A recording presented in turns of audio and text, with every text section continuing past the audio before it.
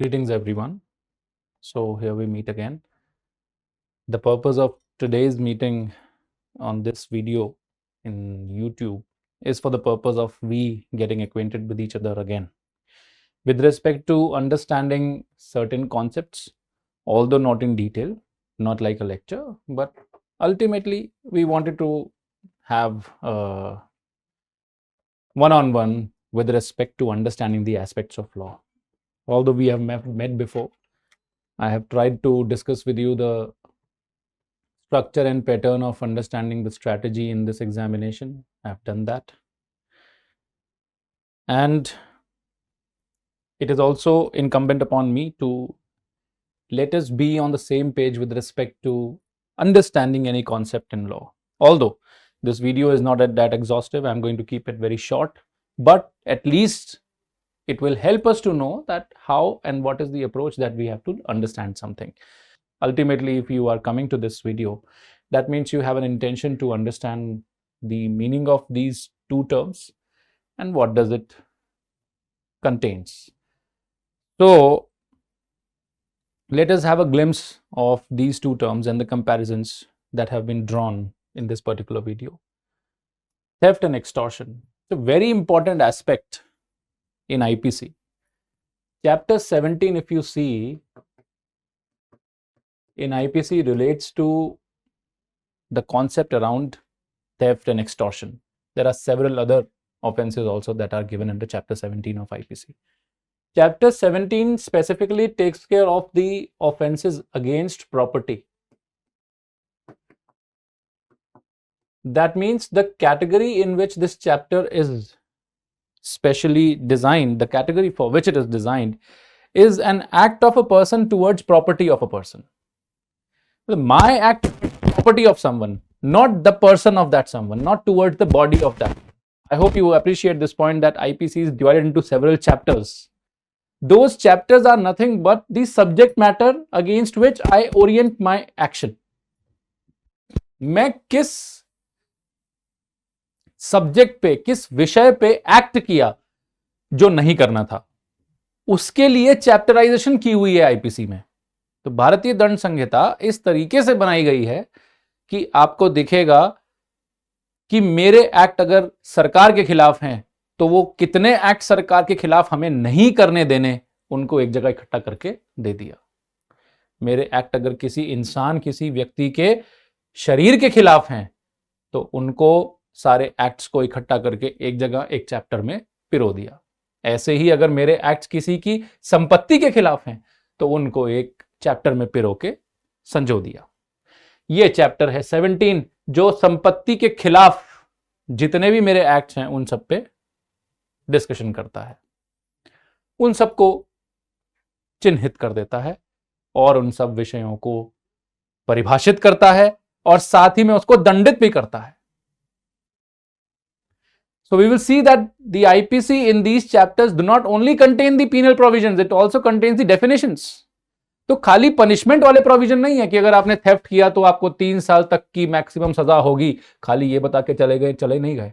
Theft क्या है तो बता दो, क्योंकि थेफ्ट एक टाइटल है, थेफ्ट तो एक नाम है एक एक्ट का. अगर मैं डंडा पकड़ के जोर से भागूं और एक गड्ढे में उस डंडे को फंसा के ऊपर कूदूं और एक लेवल ऑफ पिलर लगा हुआ है उसको क्रॉस करके नीचे गड्ढे पे गिर जाऊं, तो ये पूरा एक्ट किया मैंने, जिसमें क्या है, लठ पकड़ के दौड़ना है, उसको फंसा के ऊपर कूदना है और एक पिलर के ऊपर से नीचे वापस आना है. ये पूरा काम करना है आपने. तो जब भी मैं आपको समझाने जाऊंगा ये टर्म कि हाँ सर क्या करना है हमें, तुम्हें ये पकड़ना है और यहां से देखिए दौड़ना है, वहां पर गड्ढे में फंसाना है और ऐसे ऊपर नीचे आना है, ठीक है सर. तो सर हम अगले दिन जब मिले तो वो पूछा कि हाँ भाई तुम्हारा वो एक्ट पूरा हो गया, वो काम किया तुमने, क्या काम सर, वही जो कल समझाए थे. अच्छा सर वो डंडे को पकड़ के जाके गड्ढे पे फंसा के और फिर ऐसे पिलर से कूदना, हाँ सर वो किया कल हमने.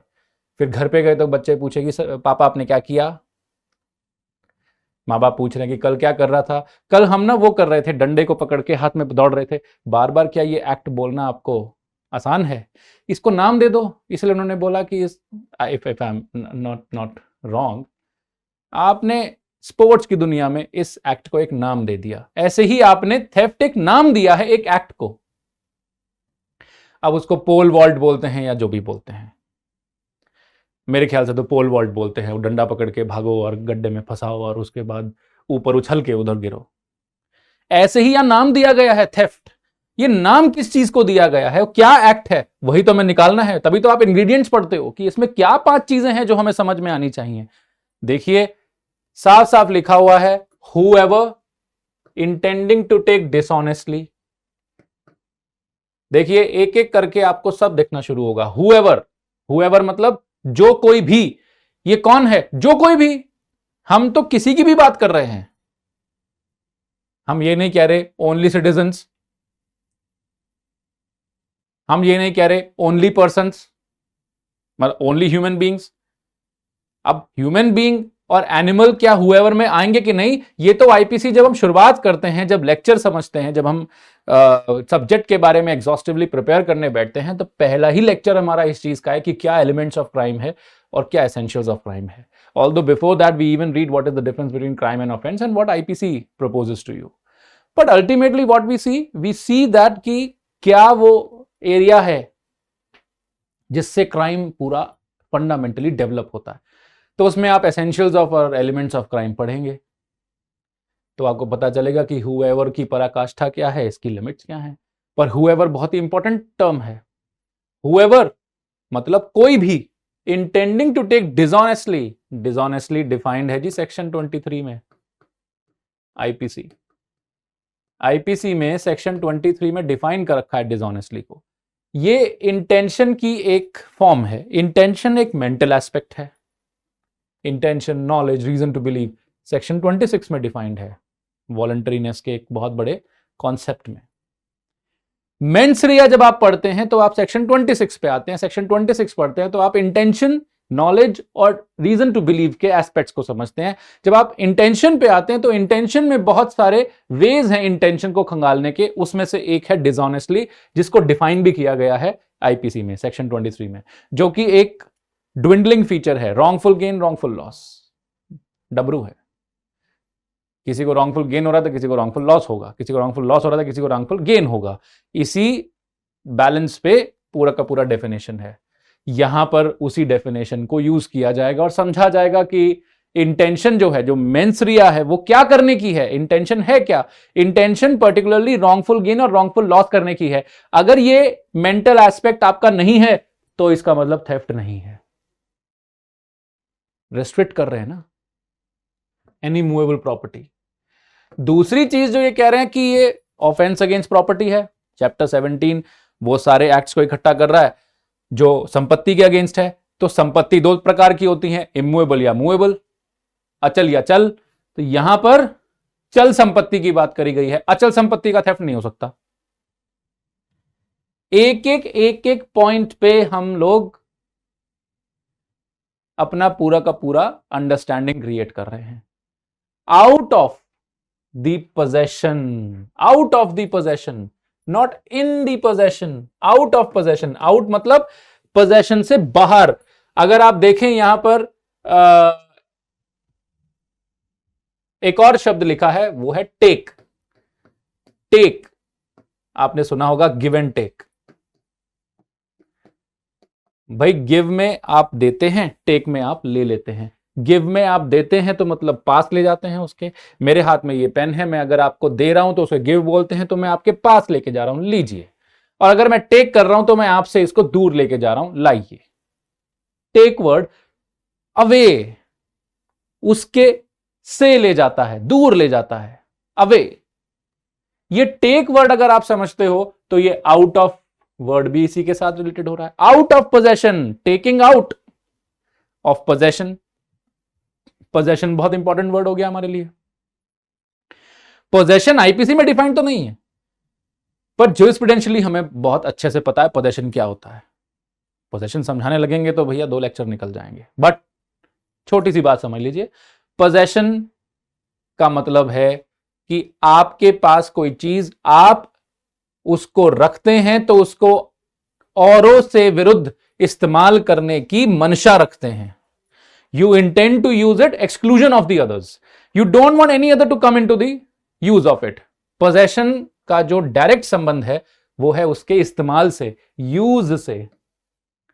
और यूज कब कर पाओगे? जब आपके पास होगा या आपके कंट्रोल में होगा। पोजेशन कंट्रोल है, कंट्रोल से उसका इस्तेमाल है,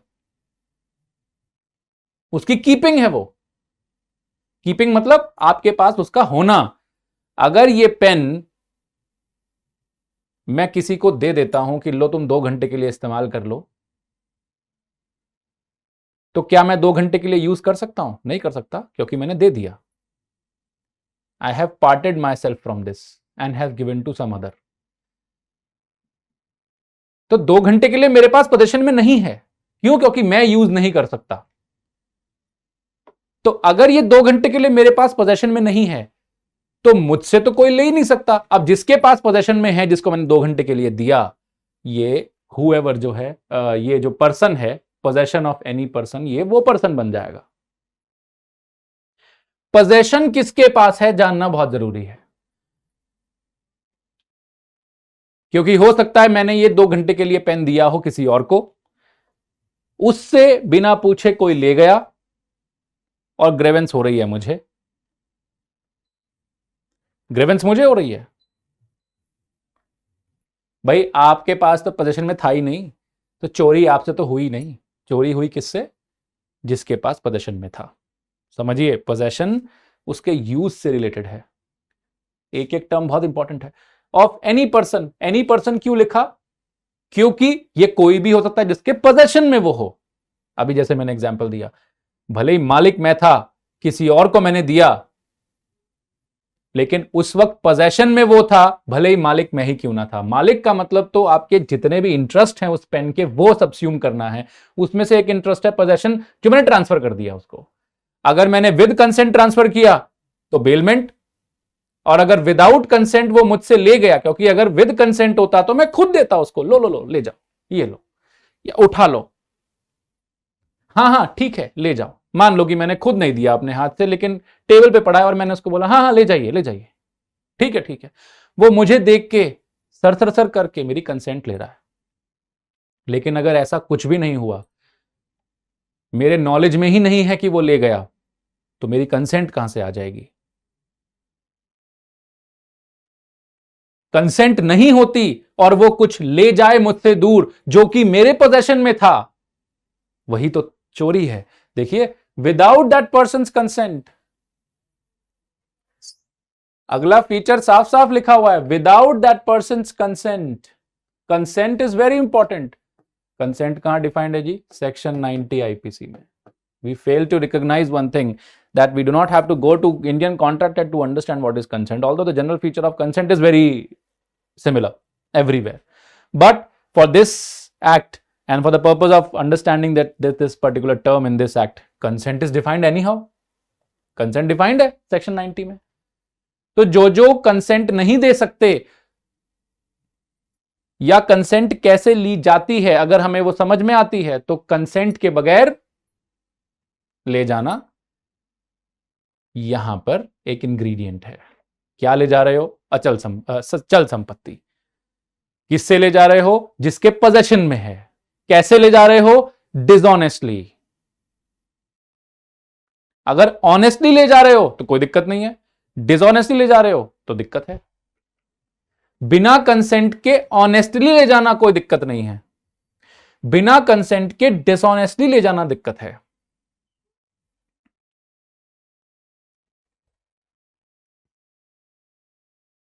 बहुत बड़ी बात है और समझना बहुत जरूरी है।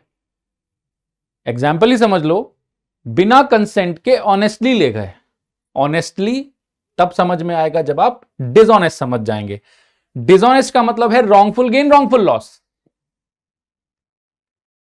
रॉन्गफुल गेन रॉन्गफुल लॉस तब होती है जब मैं इलीगली किसी से कोई चीज ले लूं, which is not legal in me to have it, that is wrongful gain, और which is illegal for me to have it and it is also illegal for him to take it out of it.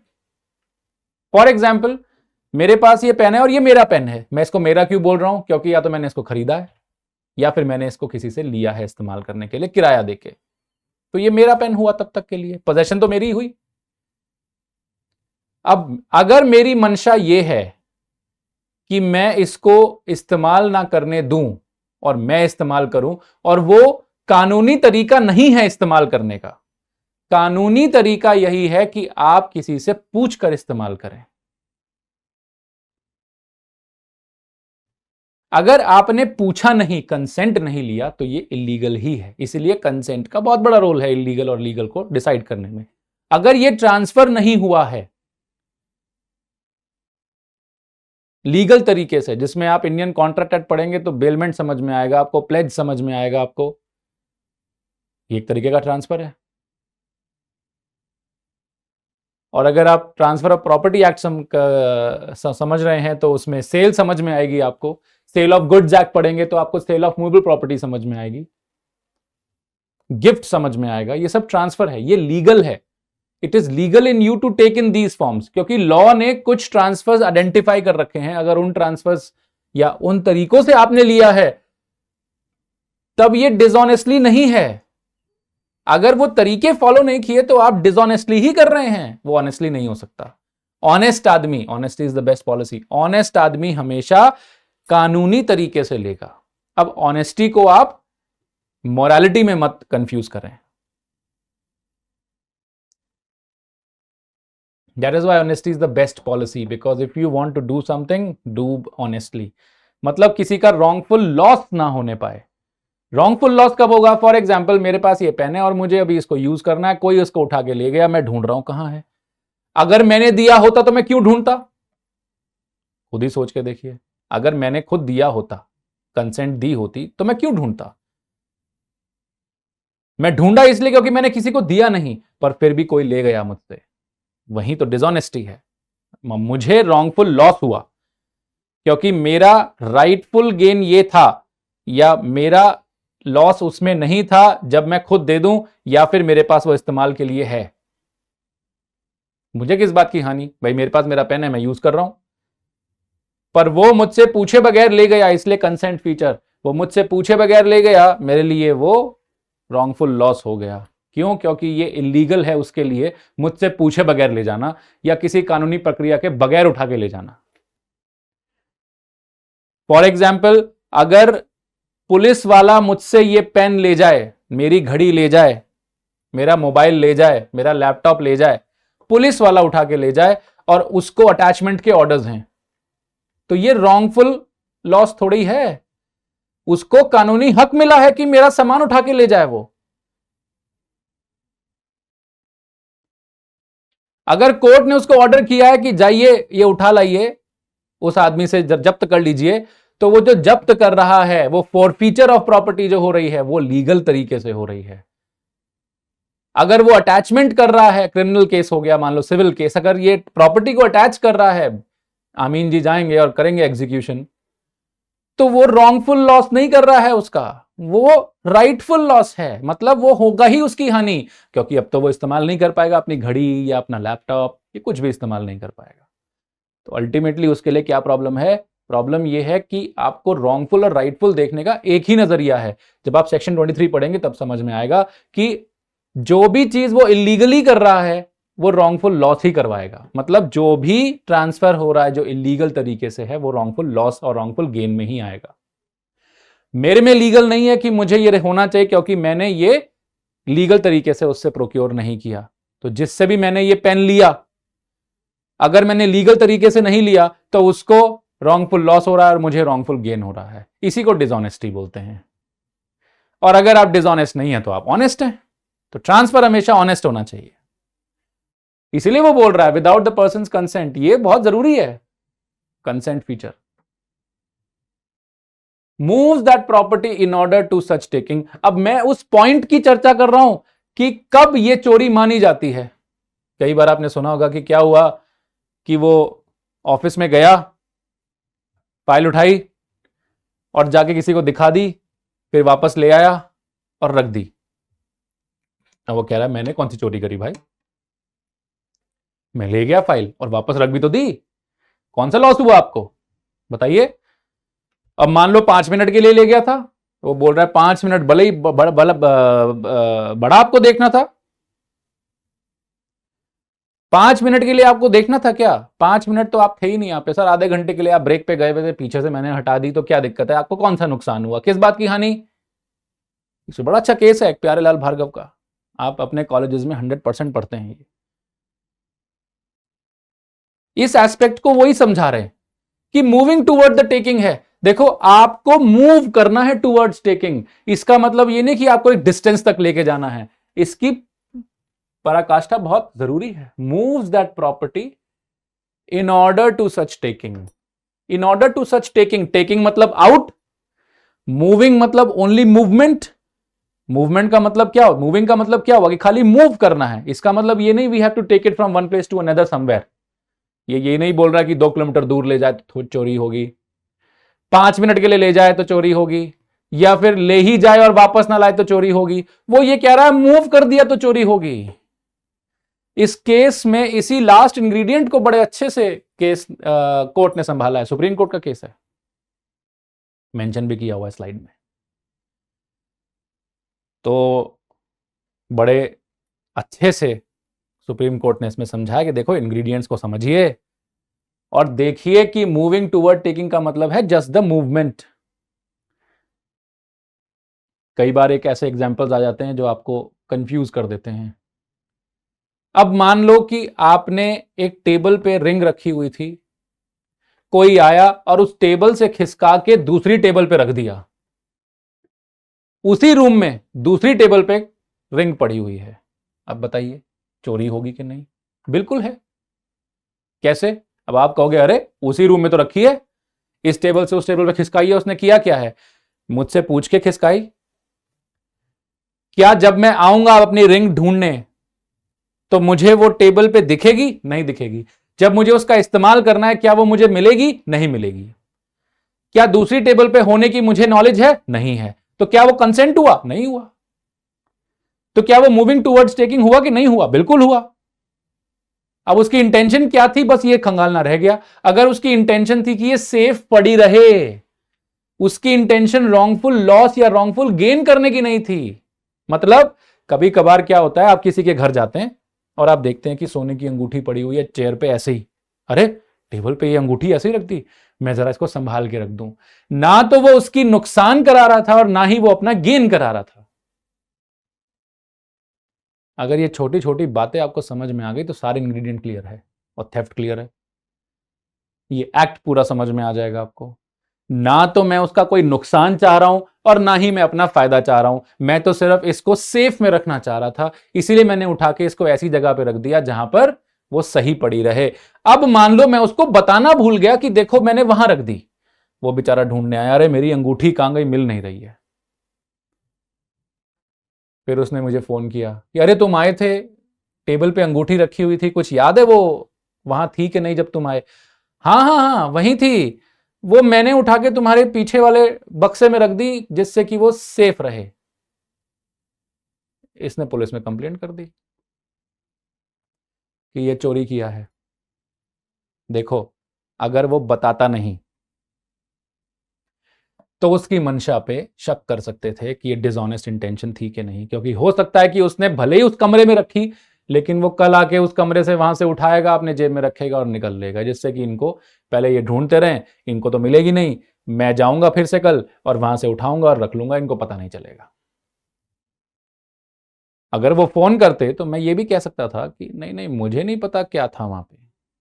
अब dishonest intention शुरू, क्योंकि अब मैं चाहता हूं कि उनकी नुकसान हो, ये मेरे पास आ जाए, और वे भी मेरे पास लीगल तरीके से नहीं आ रही है क्योंकि इन्होंने मुझे खुद नहीं दी। ना ये सेल है, ना ये बेलमेंट है, ना ये प्लेज है, ना ये गिफ्ट है। चोरी मूवमेंट पे भी हो गई।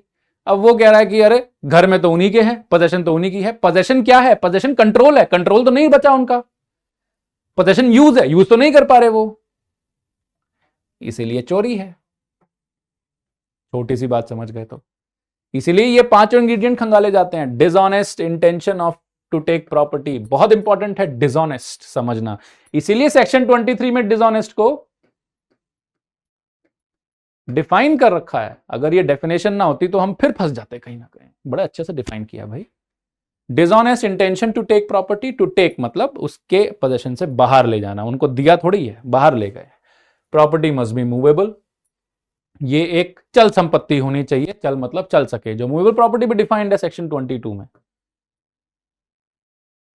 वो हम चर्चा कर लेंगे किसी दिन। The property should be taken out of possession of another person, out of possession, possession का कॉन्सेप्ट समझना बहुत जरूरी है। Possession is use, control. The property should be taken without the consent of that person, obvious सी बात है, उसके control से बाहर, उसकी सहमति के बगैर ले जा रहे हो, तभी तो डिसऑनेस्टी आ रही है।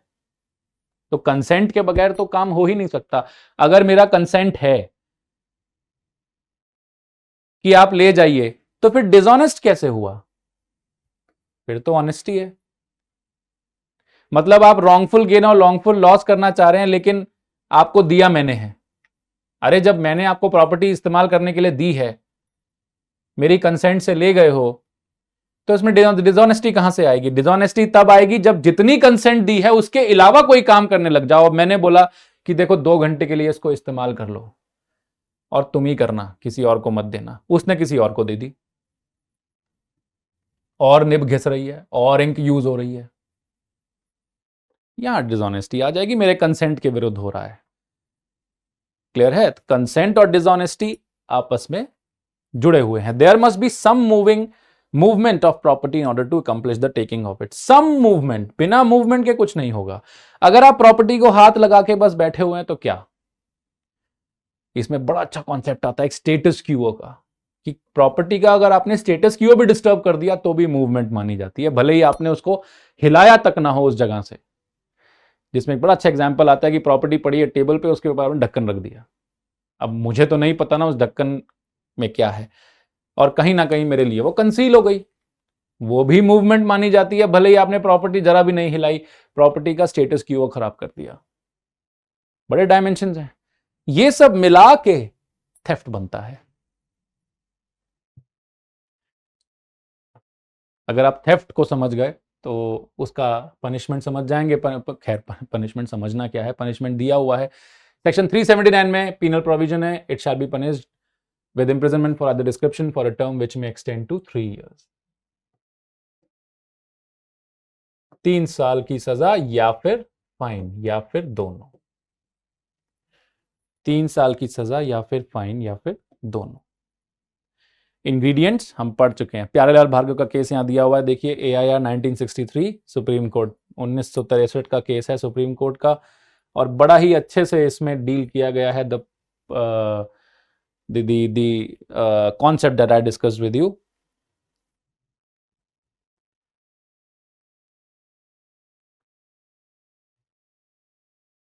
Issue raised whether the temporary disposition of property documents in given case from the possessor falls under the ambit of definition of theft provided under section 378 of the code।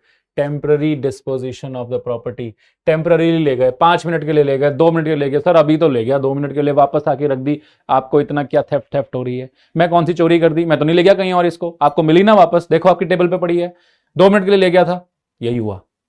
Court ने बोला 2 minute की तो बात ही नहीं है, time की बात ही नहीं है, यहां तो बात मूवमेंट की है। बिना पूछे डिसऑनेस्ट इंटेंशन से, रॉन्गफुल गेन और रॉन्गफुल लॉस की इंटेंशन से आप ले गए ना, बस उतनी बात जरूरी थी। डिसऑनेस्टी प्रूव होनी चाहिए कि आपको रॉन्गफुल लॉस करना था और रॉन्गफुल गेन करना था।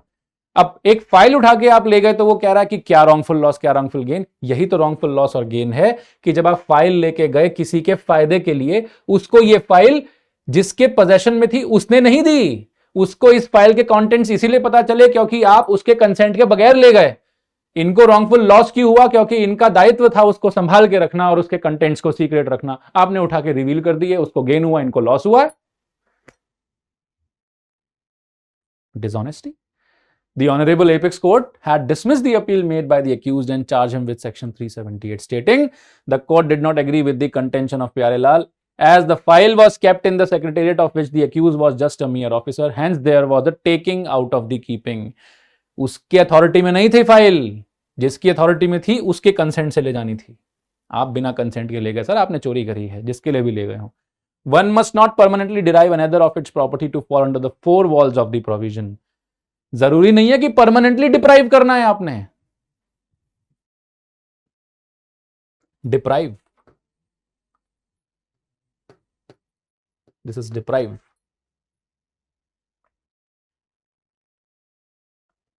If you got the point, the loss need not be permanent in nature. Loss permanent होने की जरूरत नहीं है। And even the loss caused due to a temporary deprivation has to be regarded as a wrongful loss enough to charge one under the section of theft। चोरी का एक attitude समझ गए होंगे आप। अब एक्सटॉर्शन देखिए जरा क्या बोल रहा है। जब एक्सटॉर्शन पढ़ेंगे तो आपको चार बातें और क्लियर हो जाएंगी।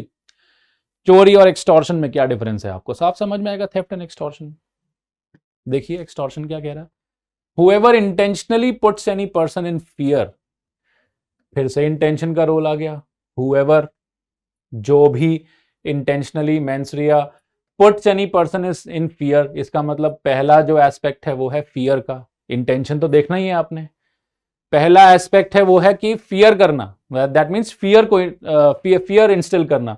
तो पहले आप किसी में डर दोगे। डर बहुत जरूरी है देना इसमें। डर किसी ना किसी चीज के अनइनडिजायरेबल कॉन्सिक्वेंस को बोलते हैं। मतलब जिस चीज को आप नहीं चाहते होना, अगर वो होने की आपको आशंका लगे, ऐसा कोई एप्रीहेंशन हो, तो उसी को डर बोलते हैं। आप जब किसी चीज को होने की एक इमोशन लेके आते हैं कि ये हो ना जाए, और जबकि वो आप नहीं डिजायर करते, तो वही जो एक फीलिंग इमोशन एक अंदर आपके आती है जिसमें दिल दुख दुख करने लग जाता है, वो सब डर है। वो एक ह्यूमन ट्रेट है, एक ह्यूमन इमोशन है। डर किस चीज का यहां पर? इंजरी का। इंजरी भी डिफाइंड है सेक्शन 44 में, अभी डिस्कस नहीं कर रहे हैं। टू दैट पर्सन और to any other person. Injury किसको? जिसको डर दिखा रहा है उसको, या फिर किसी और को। जिसको डर दिया जा रहा है या तो उसी को इंजरी का डर दिया जा रहा है। मतलब डर किसी ना किसी चीज की होने की है ना, जो वो नहीं डिजायर करता। तो मुझे अगर डर दिखाया जा रहा है, मुझे डर दिया जा रहा है, तो मुझे ही हानि का डर दे रहे हैं या किसी और की हानि का डर दे रहे हैं। और टू एनी अदर।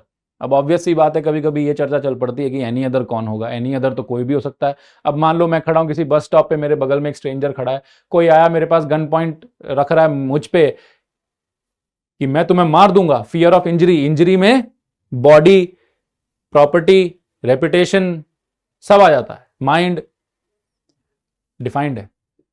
तो वो मुझे डर दे रहा है बॉडी का कि मैं तुम्हें मार दूंगा, गोली दिखा, मतलब बंदूक दिखा के, कि मैं गोली चलाऊंगा और मार दूंगा तुम्हें जान से।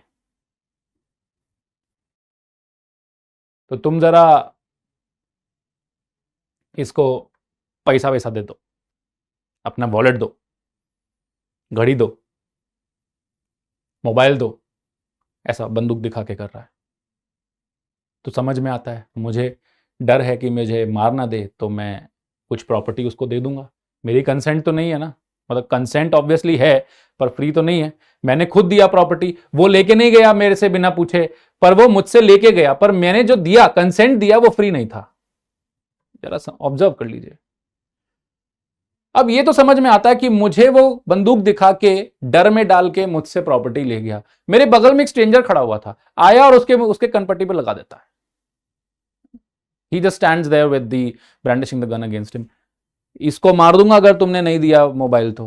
एंड आई एम लाइक, मार दो भाई, मेरी जिम्मेदारी थोड़ी है, स्टेट बचाएगी। और अगर वो व्यक्ति, उसका पति, बीवी, माँ बाप, बच्चा, चाचा, फ्रेंड, कोई भी नोन या एक्वेंटेंस होता, तो वो डरता। तो डर भी किसी चीज से रिलेटिव आता है। डर रिलेटिव है ना, तो डर भी किसी फैक्टर्स और किन्हीं कारणों पे डिपेंडेंट है।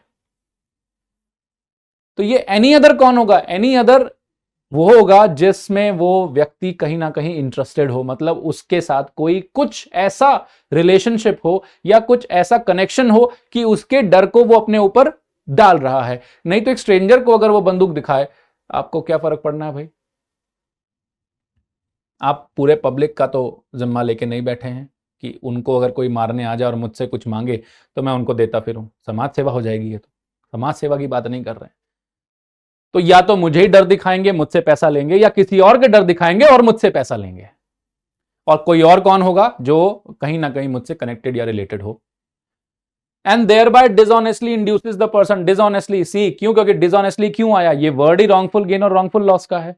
डिसऑनेस्टली कहीं ना कहीं कंसेंट पे आ जाता है, कंसेंट यहां फ्री नहीं है। ऑल्दो आप कह सकते हो कि देखो मैंने दिया तो इसका मतलब मेरी हां ही थी देने में। हां तो थी, लेकिन वो हां ली कैसे आपने?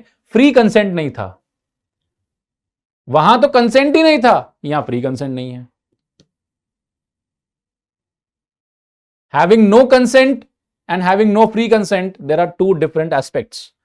ये आपको बड़े अच्छे इंडियन कॉन्ट्रैक्ट एक्ट में समझ में आएगा जब आप सेक्शन 13-14 पढ़ेंगे। The difference between having no consent and having no free consent. जो कंसेंट है उसका फ्रीडम, फ्री होना बहुत जरूरी है। और फ्री किस चीज से? Free from fraud, misrepresentation, coercion, undue influence and all of the things. यहां पर क्या है? फियर। फियर कैसे आता है? जब कहीं ना कहीं आप ड्यूरेस या फिर फोर्स यूज करेंगे। यहां फ्री कंसेंट लिख नहीं रहा है। फ्री कंसेंट लिखता, विदाउट फ्री कंसेंट तो हम वो 5-6 चीजें जो भी हैं सब लेके आते। यहां पर फियर दिखा रहा है, और फियर ऑफ इंजरी हमेशा किसी ना किसी वायलेंस के रूप में आती है, और वायलेंस से ही वो कोवर्शन बनता है। मतलब कोई ना कोई ऑफेंसिव काम कर रहा है। इसका मतलब ये जो फियर है, ये ऑलरेडी फियर देना ही अपने आप में इंटिमिडेशन है। इंटिमिडेशन मतलब ये क्रिमिनल इंटिमिडेशन कर रहा है, ये धमकी दे रहा है। तो इसमें ऑफेंस एक जुड़ा हुआ है और धमकी का। So put in fear to deliver to any person, any property or valuable security। कोई भी property, any property or valuable security, कोई भी प्रॉपर्टी या वैल्यूएबल सिक्योरिटी देने के लिए वो उसको इंड्यूस करता है फियर दिखा के। मतलब मैं आपको मार दूंगा, नहीं तो मैं इसको मार दूंगा, ये दे दो, ये प्रॉपर्टी दे दो, ये वैल्यूएबल सिक्योरिटी दे दो। वैल्यूएबल सिक्योरिटी भी डिफाइंड है सेक्शन 30 आईपीसी में। अब वैल्यूएबल सिक्योरिटी क्या होता है उसके लिए हम अलग से चर्चा कर लेंगे। वैल्यूएबल सिक्योरिटी मतलब कोई भी ऐसा डॉक्यूमेंट जिससे आप राइट्स और लायबिलिटीज डिराइव कर सकते हो, जिससे आप कोई भी ट्रांजैक्शन अफेक्ट कर सकते हो। छोटे तौर पे सीख लीजिए, जैसे कि कोई भी चेक हो गया, वो एक वैल्यूएबल सिक्योरिटी है। चेक का लीफ वैल्यूएबल सिक्योरिटी है। अब अगर उस पे आप साइन कर दें चेक पे, तो वो वैल्यूएबल सिक्योरिटी जो है, it could be used for the purpose of deriving rights and liabilities. आपकी लायबिलिटी आ गई उसी अमाउंट की जो चेक पे लिखी है, और उसका राइट हो गया उस अमाउंट को जो उसने लिया है। ऐसे ही आप एक विल पे साइन नहीं कर रहे थे, ट्रांसफर डीड पे साइन नहीं कर रहे थे, अपना घर नहीं बेच रहे थे, मैं सेल डीड ले आया, मैंने कहा इस पे साइन करो, वो कह रहा नहीं करूंगा। लाओ जी अब करो, नहीं करूंगा। उसके बेटे पे गन तान दी, अब करो, करता हूं रुको। कितनी पिक्चरों में आपने देखा है ये सब होते हुए। There are numerous films who shows these kind of scenes that you put someone under pressure। कहीं पे आपको दिखेगा कि हाँ तुम्हारे बीवी बच्चे हमारे कब्जे में हैं। वो बीवी बच्चे कब्जे में है, क्या बताना चाह रहे हैं? To any other. अब वो कहेगा तुम्हारा पड़ोसी हमारे कब्जे में है। कौन से वाला? वो बगल वाला। अच्छा किया, छोड़ना मत उसको। क्यों ऐसा करेगा वो? Not interested, not connected in any way. लेकिन अगर वो दोस्त होता या बहुत अहम होता या उसका बिजनेस पार्टनर होता, कहीं ना कहीं वो उससे कनेक्टेड था, तो हो सकता है उससे आके वो फियर, मतलब फियर जो है वो रियल होना चाहिए, उसको एविडेंस्ड होना बहुत जरूरी है। Any other mean does not mean any other whatsoever. Thereby dishonestly induces the person, so put in fear to deliver to any person, any property or valuable security, or anything signed or sealed। anything signed or sealed।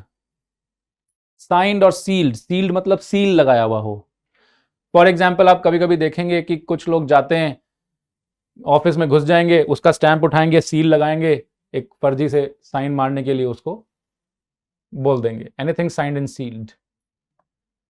और valuable security और anything signed और sealed which may be converted into valuable security, which may be converted into valuable security. उसको बोलेंगे कि भैया देखो stamp लगा दिया, साइन आप इसमें करो। वो बोल रहा है कि मैंने तो साइन नहीं करने, करो, फियर है नहीं तो। और मान लो वो ब्लैंक पेपर निकला, तो आप तो कुछ भी उस पर लिख सकते हैं। It can be converted into valuable security. एक चेक अगर आप लीफ देखें तो वो ऑलरेडी अगर फिल्ड होगा तो उस पर आप जबरदस्ती साइन ले रहे हैं, तो it falls in the first category. To deliver to any person any property और वैल्यूएबल सिक्योरिटी, अगर आप किसी को फियर दिखा के उससे घड़ी ले रहे हैं तो इट इज एनी प्रॉपर्टी। अगर किसी को फियर दिखा के किसी के टाइटल डीड्स रख ले रहे हैं तो it is fear of any property. It is delivery of any person any property. अगर चेक ले रहे हैं वैल्यूएबल सिक्योरिटी है, प्रॉमिसरी नोट ले रहे हैं भरा हुआ वैल्यूएबल सिक्योरिटी, और अगर ब्लैंक ले लेते हैं तो it can be converted into valuable security. Although you are not doing forgery हियर। फोर्जरी मतलब आप फॉल्स साइन या फॉल्स सील नहीं लगा रहे हैं। राइट सील है, राइट साइन है, पर वो साइन और जो सील है वो जो स्टैंपिंग है वो अपने कंसेंट से नहीं कर रहा है, मतलब वो डर में आके कर रहा है। डर हट जाए तो वो नहीं करेगा। कई बार आपने देखा होगा कि अगर वो फिर भी गन पॉइंट पे कुछ करवा रहे हैं, वो कह रहा है कि नहीं करते भाई, मार दीजिए। कहां से एक्सटॉर्शन हो जाएगा? फियर ही नहीं आ रहा है। फियर तो लाओ, पहला इंग्रेडिएंट है फियर लाना है। यहां पर वो खुद दे रहा है करके सब कुछ, लेकिन फियर में। वहां पर ना फियर है और ना ही खुद गिविंग है, वहां पर टेकिंग है एंड नो नॉलेज है। Out of the possession without consent, knowledge भी नहीं है, उसको नहीं पता वो ले गया।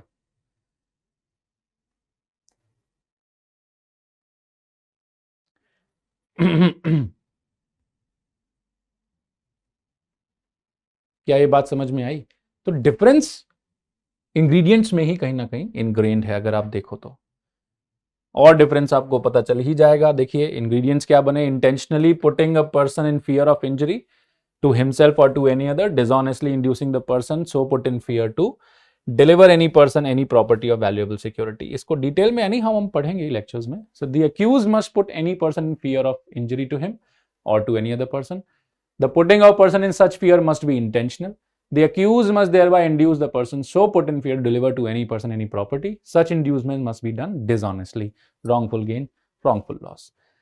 Punishment बिल्कुल सेम थेफ्ट के जैसा 3 years। ये आप कह सकते हैं कि सिमिलैरिटी है, 3 साल या फाइन और बोथ। ये सिमिलैरिटी है कि इनका पनिशमेंट ऑलमोस्ट सेम ही है, और ये मैक्सिमम 3 years होता है। यहाँ लिखा हुआ है ना, whoever commits extortion shall be punishable with imprisonment of either description which may extend to मतलब वहां तक जा सकता है। डिफरेंस देख लेते हैं। कंसेंट के बेसिस पे डिफरेंस है। देखिए, the property took dishonestly without the consent of property holder. Theft में क्या है? बिना कंसेंट के, no consent of the property holder. Property has been taken dishonestly with the consent of the property holder which is obtained by coercion.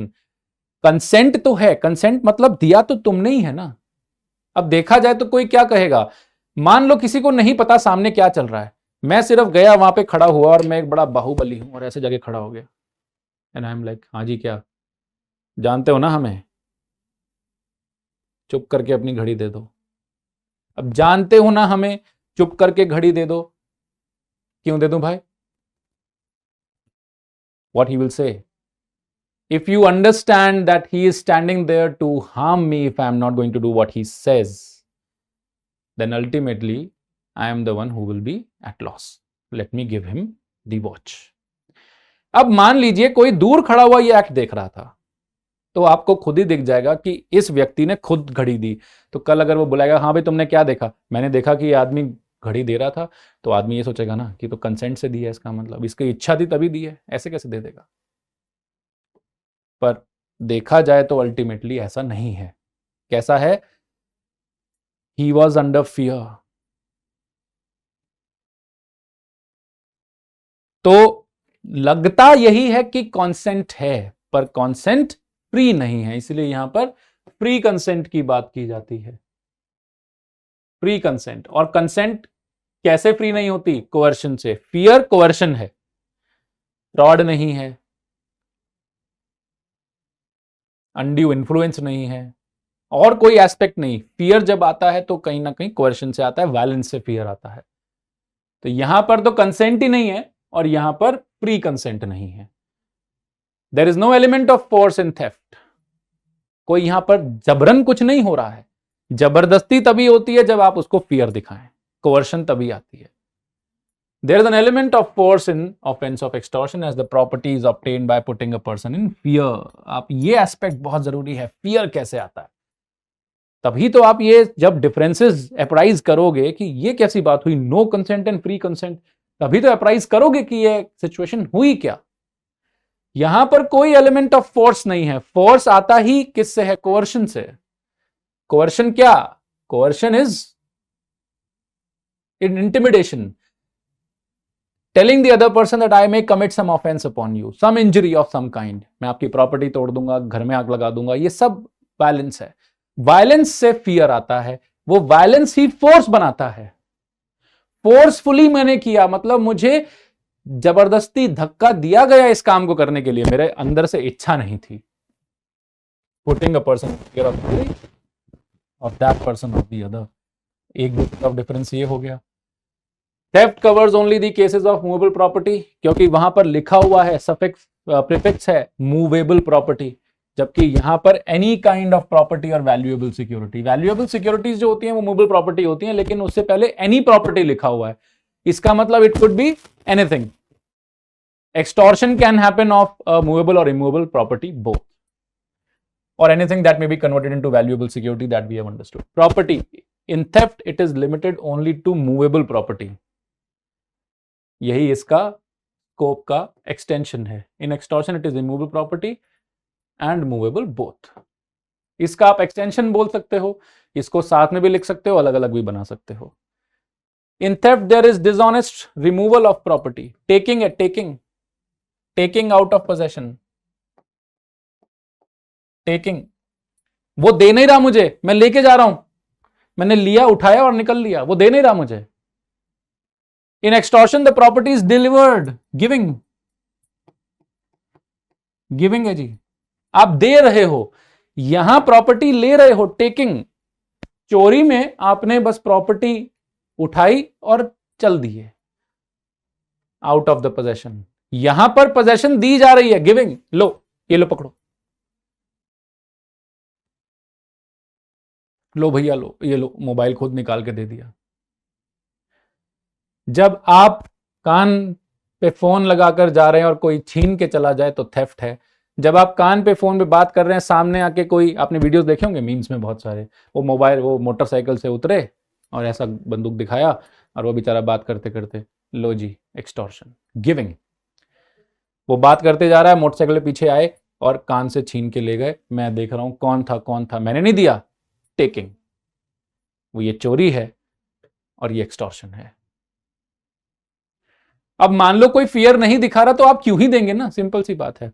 और अगर आपने fear दिखाए बगैर किसी को दे दिया, फॉर एग्जाम्पल कोई सामने खड़ा है, कुछ नहीं कह रहा है, आपको लग रहा है बेचारा अपने आप से बातें कर रहा है, इसको मोबाइल दे दूं, कुछ देखेगा जिंदगी में, इंस्टाग्राम फेसबुक, तो इसका दिन बीतेगा, लो भैया, तो क्यों, रख लो, गिफ्ट है, तो गिफ्ट है, फियर तो था ही नहीं, एक्सटॉर्शन कैसे हो गया, फियर भी तो हो, और डिसऑनेस्ट भी नहीं हुआ क्योंकि आपकी कंसेंट बिल्कुल सही जा रही, तो no wrongful gain no wrongful loss, आपने तो अपनी इच्छा से उसको दिया, गिफ्ट है जी। बहुत सटल डिफरेंसेस हैं। Taking of the property, in theft property must be move by a person in order to such taking. In extortion threat may be by one person and the property may be received by any other person. तो हो सकता है मैं ये बोलूं कि ये घड़ी जो आपके घर में पड़ी है सोने वाली, कल हमने देखी, आपने खरीदी, ये वहां डिलीवर कर दो, वहां पकड़ा दो, मुझे पकड़ाने की जरूरत नहीं है। अच्छा, थ्रेट जो फियर है वो एक को देना है जो विक्टिम है, लेकिन फियर ऑफ इंजरी जो है वो उसको हो या किसी और को हो, और डिलीवरी भी जो है वो एक्यूज्ड को हो या किसी और को हो, दोनों ही चीजें पॉसिबल है। ये डिफरेंस जनरल है। इलस्ट्रेशन देख लीजिए, A cuts down a tree on जेड्स ground with the intention of dishonestly taking the tree out of Z's possession without Z's consent. Here, as soon as A has severed the tree in order to such taking, he has committed theft. जैसे ही पेड़ इस हालत में आ जाए कि वो cut गया है और ले जाया जा सकता है, वो थेफ्ट हो गया। A threatens to publish a defamatory libel concerning Z unless Z gives him money. मैं तुम्हारे अगेंस्ट डिफेमेशन कर दूंगा। और डिफेमेशन क्या है? डिफेमेशन एक वायलेंस है, ऑफेंस है। आप अल्टीमेटली फियर ऑफेंस से ही डाल सकते हैं। तो वायलेंस या ऑफेंस या फोर्स कहीं ना कहीं ऑफेंस, वायलेंस या फोर्स ऑफेंस से ही आती है। कहीं ना कहीं आईपीसी का कोई ना कोई एक्ट इन्वॉल्व होगा, तो उसी से आप फियर डेवलप करेंगे। तो डिफेमेशन भी तो ऑफेंस है। Z unless Z gives him money, he thus induces Z to give him money. A has committed extortion. A threatened B to viral her photos and videos on the internet if B denied delivering her expensive car to him. Threaten, criminal intimidation, फिर से एक offence है। यहां पर एक offensive act होना जरूरी है। So to induce him to give the property. Ingredients अगर आपको क्लियर हो गए तो थेफ्ट एंड एक्सटॉर्शन बिल्कुल क्लियर हो जाएगा। Thank you so much for today. We'll keep on coming with such videos. It was only to get a glimpse and to see that what it means in both the aspects. Although the illustrative and very exhaustive discussions happen in the classroom, but this is only for the purpose of taking the glimpse. Thank you so much.